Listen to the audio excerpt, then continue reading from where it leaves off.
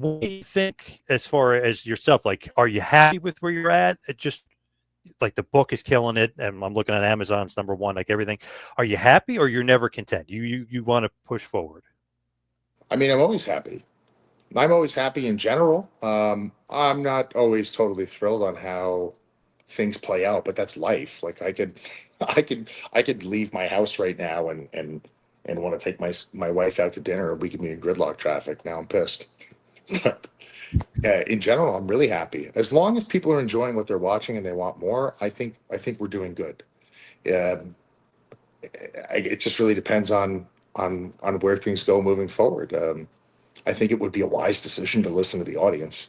It's I'm of the opinion that we're not being coy, doing things that piss the audience off. There's that you can frame that like it's my plan all along. No, you had another idea. You had Yeah, another idea, and yeah.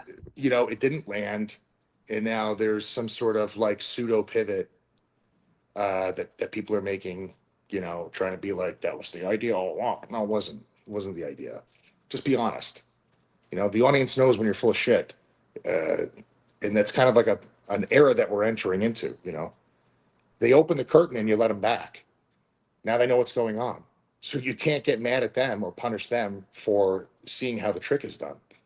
They know what's up now, so you know the strategy should probably change. It's just my opinion. It's my opinion.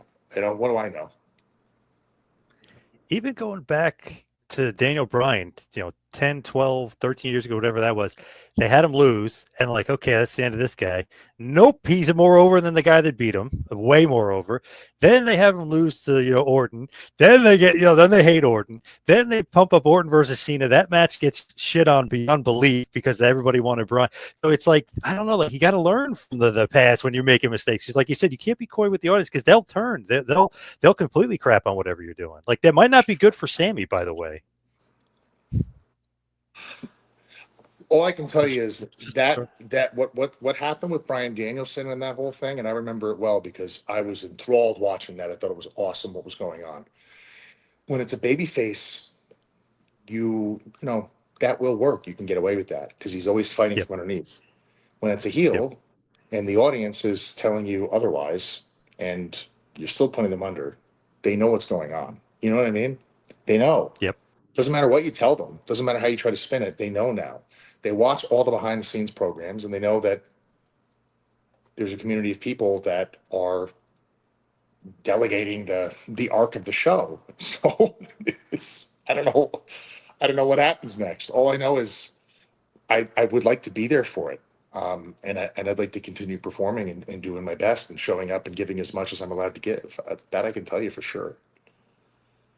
Hey, we want Cross, right? I mean that's out there, that's trending, and obviously the T-shirts and everything else. People, they're all about that. They absolutely they love some Cross, even though he's a heel. Technically, they love some Cross. They're sick.